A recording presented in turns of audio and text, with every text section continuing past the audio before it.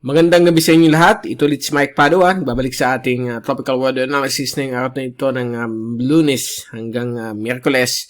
Ika-30 ng buwan ng Agosto hanggang unang araw ng buwan ng September 2021. At ito po ang ating Tagalog version ay pinaglilingkod sa inyo ng Typhoon 2000. Umpisa natin ang update. Ito ang ating latest GovSat. Simulan ng araw na ito ng Lunes hanggang bukas Martes. Nanatili pa rin ang Intertropical Convergence Zone sa malaking bahagi po ng ating bansa sa may Luzon, Kabisayaan hanggang Mindanao.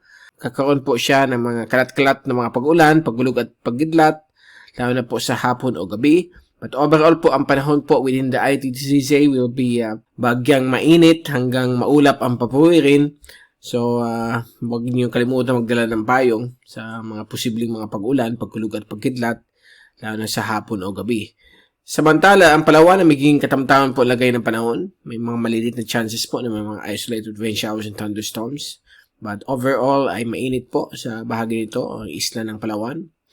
At sa labas ng ating bansa, wala po tayong natatanawan na LPA o tropical cyclone na posibleng mamuo.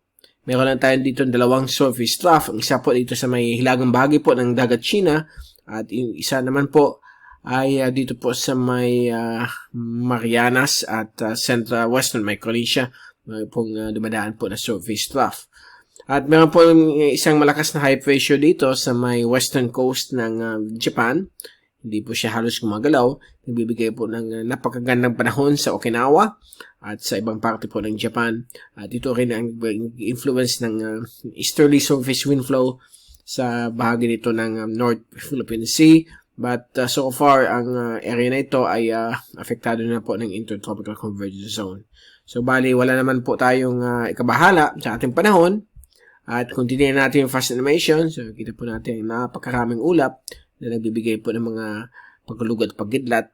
But ito po ay hindi po mag-intensify bilang isang isang bagyo o tropical cyclone sa loob ng 3 araw. So far, ang computer models ay pinapakita po ang malinis ang Western Pacific hanggang sa September 4 or 5, but may mga chances po na baka magkaroon ng mga surface troughs or mihinang LPA na posibleng paulan pa rin sa ating bansa.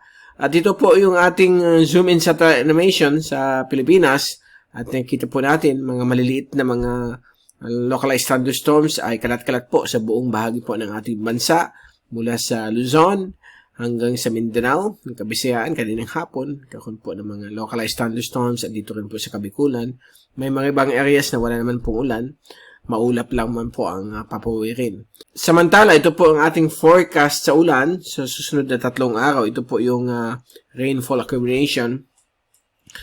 At nakita po natin, sunod na 3 araw, inaasahan pa rin mga localized thunderstorms sa malaking bahagi po ng Luzon at Kabisayaan, gayon din po sa Mindanao. At kung titignan natin yung wind at pressure forecast mula sa European model, kung sa wind.com, ay nakita po natin, bukas Martes hanggang sa Miyerkules ay mananatili po ang variable winds. So may mga possible po yan na mga thunderstorms na posible naman maganap. At dito lamang po sa may extreme northern Luzon o sa may Batanes, Bubuing Cubao Islands, magkakaroon po ng easterly o southeasterly surface wind flow. Dito magkakaroon po ng southeasterly at easterly surface wind flow. So far, malinis po ang ating Western Pacific, relatively quiet. At most likely, ang possibility magkaroon ng mga tropical cyclone formation baka sa kalagitnaan hanggang sa katapusan ng September, base po sa nakikita natin ngayon sa weather sa ating mga forecast models. Okay? So, wala pa pong pinapakita but most likely, ganun ang situation kapag relatively quiet po dito sa Western Pacific at masyadong active po sa US, gaya ng kaninang umaga, early morning, naglandfall si Hurricane Ida.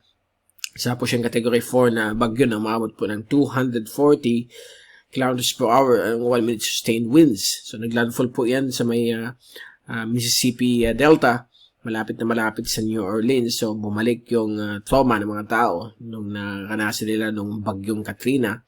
So, halos same ang intensity nila. So, let's hope and pray okay po sila lahat doon at makabangon kaagad. Dahil po, peligroso po ang mga lugar na yon. So na yun ay nasa inland portion na po siya ng Louisiana at pahinang-pahina na po siya, tropical storm na lamang, but nagbibigay po ito ng grabing mga pag-ulan, posibleng magkaroon ng mga pagbabaha, flash floods, at yung mga although storm surge tapos na kasi naka-inland na po siya, but last night hanggang kaninang early morning ay nag-cause ng grabe rin ng storm surge sa Mississippi Delta sa Gulf States po yan ng US. Okay? So, let's hope and pray na okay sila lahat. Okay, mula sa Typhoon 2000, magbabalik ulit tayo sa darating na Miyerkules para ibigay sa inyo yung pinakalaito sa ating panahon. Ito si Mike Padua, nagpapaalam. Stay safe always. Mag-ingat po tayong lahat. May hashtag WeatherWiser. At maraming salamat po sa pagpunod nyo sa aking channel.